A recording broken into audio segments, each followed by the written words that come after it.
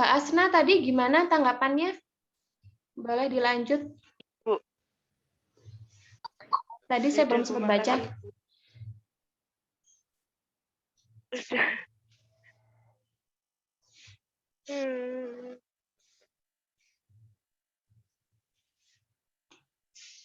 Tadi ada tanggapan Ketoe? Enggak, Bu. Cuma makasih. Enggak, oh ya wis. Ya, ada pertanyaan lain? Saya ingin bertanya, Bu. Ini Mbak siapa? Bentar. Mbak Leli. Kurota Ayun. Ya. Silakan. Yang saya tahu kan dari ada sekolah lain yang menggunakan kurikulum berbeda dari pemerintah. Misalnya kurikulum dari negara lain begitu. Apakah itu masih relevan untuk digunakan di dalam lingkup Indonesia atau gimana, Bu? Kurikulum negara lain tuh maksudnya sekolah internasional atau gimana? Iya, ada sekolah internasional juga, terus kemudian ada yang saya tahu bahwa ini bukan lingkup MI, tapi yang SC Club itu yang di daerah dekat SMA Muhammadiyah, itu kan juga menggunakan kurikulum beda dari Indonesia kan? Ya. Emang itu sudah relevan digunakan ditentang pemerintah atau bagaimana? Oke. Jadi memang ada beberapa sekolah yang ini bahasannya sekolah luar negeri, maksudnya yang bukan sekolah negeri ya. Jadi sekolah-sekolah internasional gitu biasanya memang menggunakan kurikulum yang tidak sama persis dengan yang digunakan oleh kurikulum nasional. Apakah relevan atau tidak? Itu saya kira masih relevan ya, karena kan kita mengalami yang namanya globalisasi, di mana sebenarnya kemampuan yang diharapkan oleh warga dunia itu sama sebenarnya. Sebenarnya kebutuhannya itu sama. Ya kan memang tidak bisa disamakan. Nah, kurikulum luar negeri itu pun sebenarnya bisa-bisa saja kita pakai gitu. Tapi kan setiap negara itu punya kultur sendiri, punya nilai-nilai sendiri yang mengharuskan ia juga membuat kurikulum sendiri. Untuk sekolah-sekolah internasional itu tentu saja pasti sudah ada perizinan dari negara, sudah ada perizinan dari kementerian, dari pemerintah.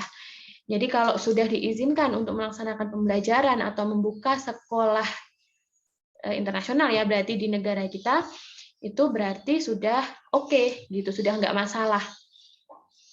Sudah nggak masalah untuk diterapkan dan tidak apa-apa. Tergantung nanti pembelajarannya gimana, kemudian siapa saja yang masuk, itu tergantung kebutuhan. Jadi yang merasa butuh masuk di sekolah itu ya tinggal ikuti saja. Gitu. Kalau untuk sekolah internasional menggunakan kurikulum yang berbeda dengan negara kita, nggak masalah dan masih relevan. Insya Allah masih relevan karena sudah ada izin dari kementerian. Itu nggak mungkin sekolah itu berdiri tanpa ada izin atau dia berdiri secara ilegal. Nggak mungkin, karena untuk segala apapun, meskipun itu homeschooling, itu perlu ada izin, perlu ada istilahnya penyetaraan dari pemerintah. Gitu. Kalau nggak ada itu, nanti anak-anak yang masuk nggak bisa dinyatakan bahwa mereka sudah menjalani sekolah, dan itu akan merugikan anak-anak. Gitu. Jadi nggak mungkin sekolah-sekolah yang sudah berdiri itu tanpa perizinan. Dan ketika sudah diizinkan, berarti pemerintah sudah setuju dengan apa sistem kurikulum yang diterapkan oleh sekolah tersebut. Kayak gitu. Ada tanggapan, Mbak Leli? Mbak Leli Kurota? Oh iya, Bu. Berarti sistem tindak lanjutnya beda dari pemerintah Indonesia ya? Kalau sekolah-sekolah yang seperti itu beda sih. Ada ini, kalau yang dulu pernah ini contohnya di Semarang itu ada boarding school semesta. Itu kerjasamanya dengan Turki. Itu ya memang beda sih pelajarannya waktu itu, kurikulumnya juga beda, outputnya nanti atau hasilnya siswanya juga beda. Dan tidak masalah gitu, tidak masalah karena itu sudah diizinkan oleh pemerintah, jadinya ya nggak ada masalah di sistem kurikulum yang berbeda untuk sekolah-sekolah internasional. Seperti itu, Mbak. Oke, baik Bu, dipahami. Ya, Terima kasih. sama-sama.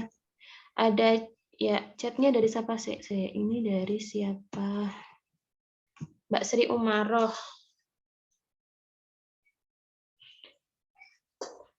Assalamualaikum, waalaikumsalam. Izin bertanya Bu, mengapa dalam waktu tertentu kurikulum sekolah harus selalu ditinjau kembali untuk dikembangkan atau diperbarui? Nah, ini harus dilakukan memang pembaharuan, evaluasi itu harus dilakukan secara berkala karena ya tadi untuk menjawab tantangan masa depan. Gitu. Jadi misalnya nih sekarang nih kita sedang menghadapi era milenial abad 21 gitu. Kalau kurikulumnya tidak disesuaikan dengan yang kita hadapi sekarang, misalnya kita menggunakan kurikulum 94. Itu kan kurang relevan ya. Karena kurikulum 94 itu untuk menjawab masalah di masa itu, bukan untuk menjawab masalah di masa sekarang. Jadi memang harus diperbaiki, diperbarui terus. Bahkan kurikulum 2013 saja sampai sekarang itu bukan berarti tanpa perbaikan. Itu ada beberapa perbaikan. Entah dari aturan atau dari isi kurikulumnya ada beberapa yang diperbaiki. Gitu. Jadi ada 2013 revisi kayak gitu. Memang idealnya kurikulum itu terus dilihat, ditinjau kembali untuk diperbaiki supaya sesuai dengan tantangan yang sedang dihadapi oleh kita di zaman ini. Gitu. Bahkan kalau kurikulum prodi atau universitas itu hendaknya malah setiap berkala, setiap 2-3 tahun itu harusnya udah ganti. Kayak gitu. Jadi memang agak ini sih, agak ribet di kurikulum karena perlu gonta-ganti. Tapi biasanya intinya masih sama gitu. Jadi inti kurikulum itu masih sama. Meskipun itu berganti-ganti itu ya diperbarui nggak full, nggak semuanya diperbarui. Kalau pembaharuan yang besar-besaran itu bisa sampai lebih dari 7 tahun. Kayak 2006 ke 2013 itu kan rombak besar-besaran ya. Itu kan waktunya cukup lama lah, lumayan. Nah, nanti setiap tahunnya kurikulum yang sudah ada itu ditinjau kembali. Oh, ini penerapannya seperti ini, ada masalah di bagian ini, sehingga perlu ada perbaikan di sini. Jadi itu diperbaiki atau direvisi bagian yang kurang. Nanti tahun berikutnya ada pembaharuan lagi. Tahun berikutnya ada pembaharuan lagi, ada perbaikan lagi. Jadi setiap tahun itu kurikulum terus diperbarui kayak gitu. Kita nggak akan pernah bisa mendapatkan kurikulum yang ideal ya, karena manusia itu juga nggak ideal, terus berubah gitu. Makanya ya harus disesuaikan kayak gitu. Terima kasih atas pertanyaannya Mbak Sri Umaroh ya. Ada tanggapan? Tidak, Bu. Terima kasih, Bu. Semoga jelas ya. Kalau misal saya terlalu cepat atau ada yang nggak jelas, bisa ditanyakan nggak jelasnya sebelah mana gitu ya. Lewat chat boleh, langsung juga boleh.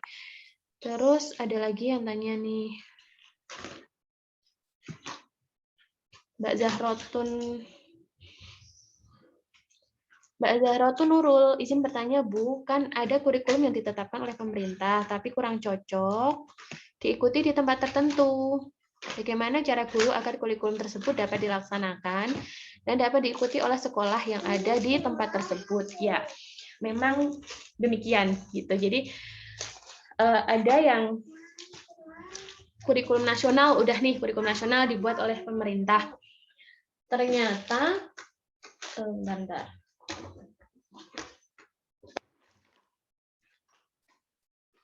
Ternyata kurikulum nasional itu tidak bisa diterapkan di daerah-daerah tertentu karena terkendala kondisi siswa, kondisi lingkungan, atau terkendala kebudayaan misalnya. Nah, itulah kenapa perlu ada pengembangan kurikulum. Gitu. Jadi kurikulumnya dikembangkan sesuai dengan daerahnya. Kalau di KTSP itu ada, dulu di KTSP itu ini kurikulum nasional, kurikulum dari pemerintah, kemudian sekolah wajib mengembangkan sendiri sesuai dengan potensi daerah gitu dulu. Di kurikulum 2013 pun sebenarnya sama gitu, tetap kita bisa mengembangkan kurikulum sesuai dengan daerah di daerah kita, menyesuaikan gitu, sehingga pembelajaran dapat tetap efektif dilakukan. Misalnya nih di kurikulum nasional itu diharuskan, misalnya ini ya, gini, misalnya di kurikulum nasional itu kan ada buku tematik ya, buku siswa dan buku guru. Nah, di buku siswa itu ada materi tentang misalnya sumber daya alam. Di situ diceritakan tentang sumber daya laut gitu. Materinya di situ tentang laut. Tapi ternyata kita tinggal di pegunungan gitu, di mana wilayah laut itu kurang familiar bagi anak-anak di sekolah kita.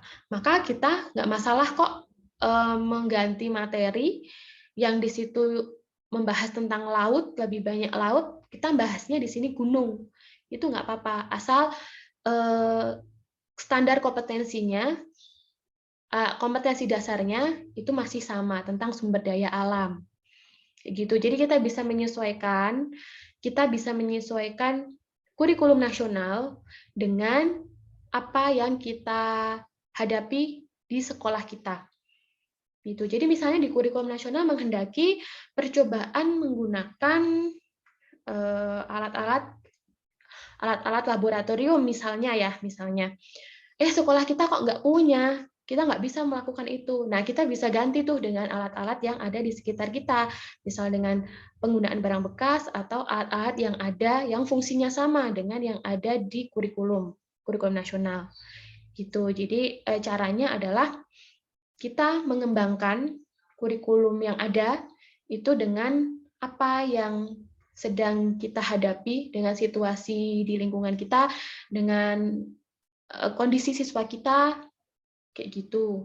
Nah, nanti kita akan hari-hari berikutnya, besok-besok kita akan belajar untuk mengembangkan kurikulum sesuai dengan apa yang kita butuhkan. Gitu. Jadi nanti kita akan belajar membuka kurikulum nasional dan menyesuaikannya dengan daerah tempat kita mengajar. Nanti kita akan belajar lebih lanjut lagi, insya Allah. Ada tanggapan, Mbak Zahrotun?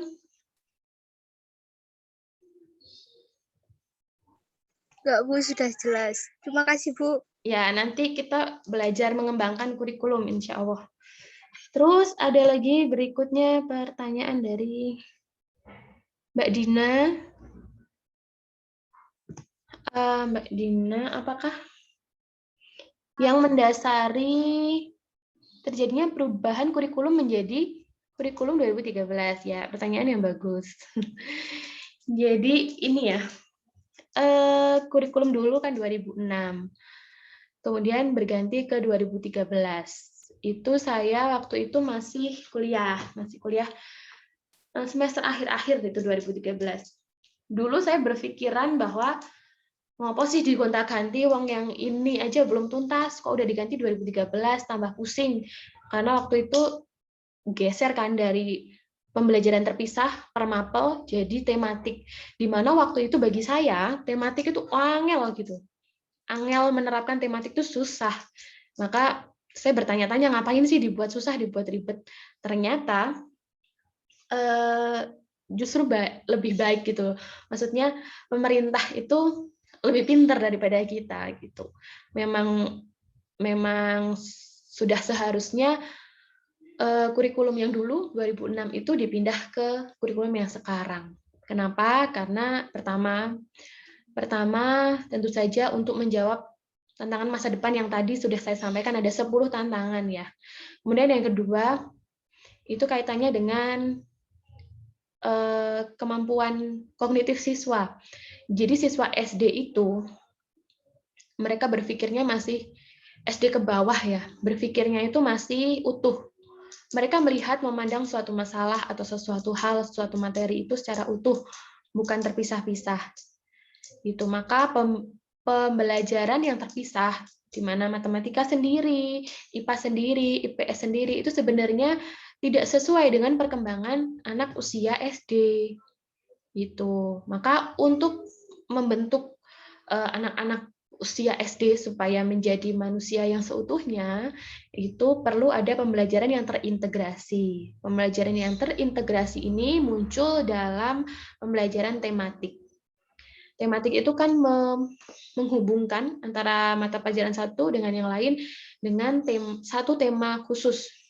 Kayak gitu. Harapannya dengan pembelajaran yang terintegrasi seperti itu atau saling berkesinambungan, siswa itu bisa melihat dunia ini secara penuh, secara utuh, bukan terpisah-pisah. Nah, itu yang salah satu yang mendasari terjadinya perubahan kurikulum dari 2006 menjadi 2013. Sebenarnya pembelajaran tematik atau terpadu ini sudah dikenal sejak tahun 70-an, tetapi untuk aplikatifnya belum. Gitu. Untuk kurikulum sebelumnya pun disarankan kelas 1 sampai 3 itu menerapkan tematik atau pembelajarannya bertema gitu. Tapi karena tidak ada panduan yang bisa diikuti oleh guru, panduan dari pemerintah maksudnya nggak ada yang mudah, maka jadinya di kurikulum 2006 kelas 1 sampai kelas 6 itu masih terpisah semua mata pelajarannya. Nah, dari masalah itu maka pemerintah mencari solusi bagaimana supaya sekolah di tingkat dasar itu bisa semuanya tematik. Nah, mereka menyiapkan persiapan berupa buku ajar, buku tematik, buku guru, buku siswa, dan kurikulumnya. Jadi pemerintah itu sebenarnya sudah menyiapkan ini loh cara supaya kamu bisa mempelajari anak-anakmu secara tematik. Itu seperti ini bahannya. Sudah disediakan bahannya oleh pemerintah, kita tinggal meramu atau mengembangkan, menyesuaikan. Kayak gitu. Jadi itu yang menjadi alasan kenapa kurikulum harus berubah menjadi kurikulum 2013. Dan itu pun sekalian supaya kurikulum 13 itu menyiapkan siswa kita supaya mereka siap nanti di kehidupan mendatang. Karena muatannya itu mengembangkan skill-skill yang diperlukan di masa depan seperti creative thinking, berpikir kritis, kreatif, inovatif, kemudian komunikatif juga, itu atau dikenal dengan 4C. Itu yang menjadi isi dari kurikulum 2013, sehingga harapannya nanti siswa itu bisa mempunyai kemampuan-kemampuan itu untuk bertahan di abad 21. Gitu Mbak Dina, ada tanggapan? Ya, Bu. Semoga menjawab ya. Terus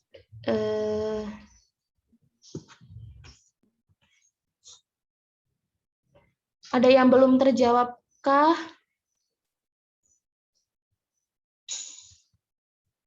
Yang nggak bisa masuk, nggak apa-apa.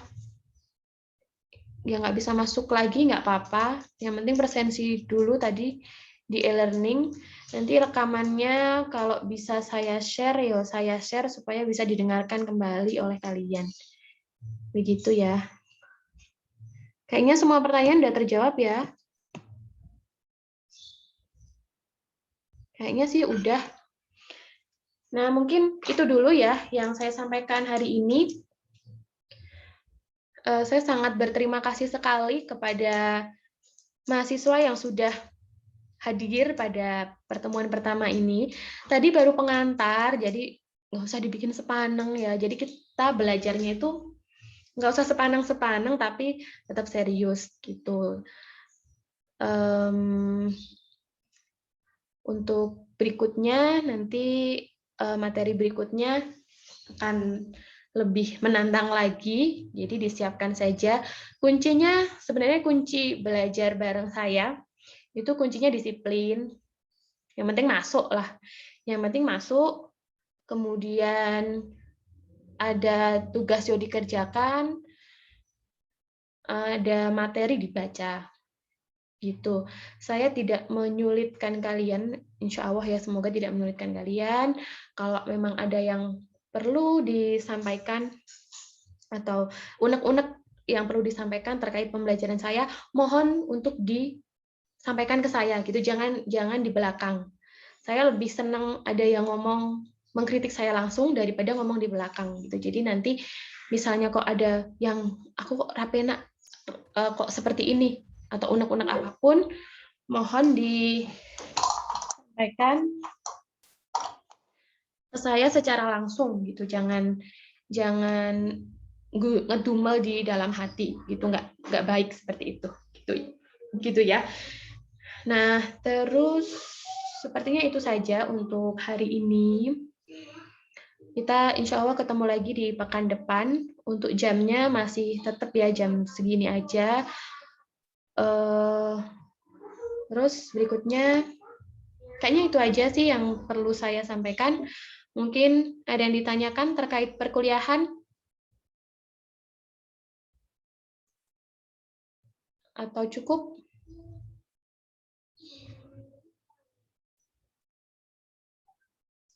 Cukup ya? Ya Ibu, insya Allah cukup. Iya. Coba on kamera semuanya foto bareng-bareng dulu ya. Buat laporan kalau udah kuliah.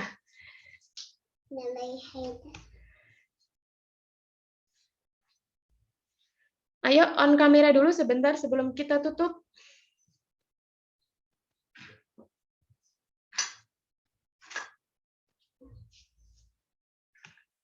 Ya, yang belum on cam bisa on cam sebentar, Tok.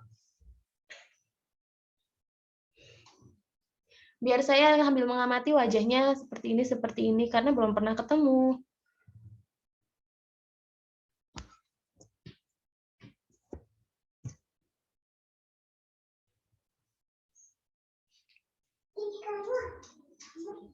Ini yang masuk 23. Yang lain, cowoknya ini berapa cowoknya? Ada berapa laki-laki, berapa perempuan? 2 laki-laki, 26 perempuan. Oh, laki-lakinya cuma 2. Iya, Bu. Minim sekali.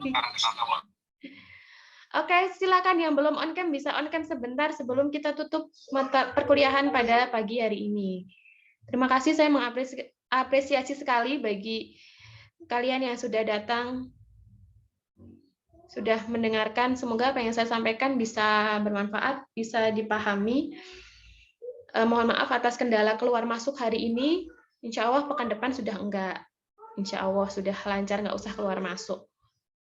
Gitu, semoga bermanfaat. Sebentar.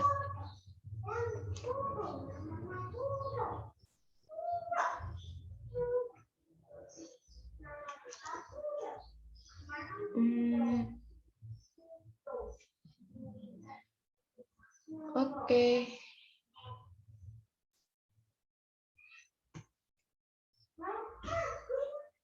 Yang on cam sedikit ya. Boleh sebentar aja, sebentar Kok. Di foto biar bagus.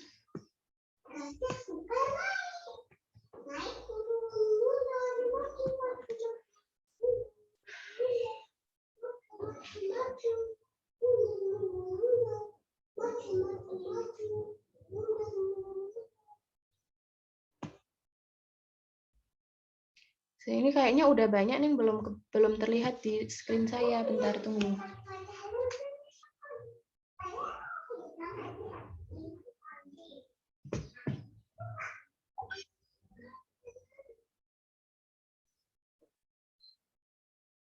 Ya, seadanya dulu nggak apa-apa ya. Oke, 1, 2, 3, senyum. Terima kasih.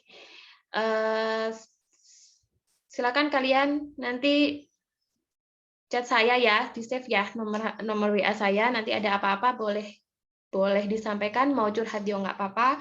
Jadi saya terbuka, saya tidak ada jam khusus untuk layanan mahasiswa. Insya Allah kalau saya bisa segera menjawab, ya saya jawab gitu. Jadi kalau ada masalah, ada unek-unek yang ingin disampaikan, nggak apa-apa kalau mau cerita ke saya. Gitu aja. Terima kasih untuk pembelajaran hari ini. Semoga pekan depan lebih semangat lagi. Terima kasih bagi mahasiswa yang sudah berpartisipasi aktif. Sampai jumpa lagi pekan depan. Mohon maaf jika ada kesalahan selama pertemuan ini. Saya akhiri. Wabillahi taufiq wal hidayah. Wassalamualaikum warahmatullahi wabarakatuh. Waalaikumsalam warahmatullahi wabarakatuh. warahmatullahi wabarakatuh.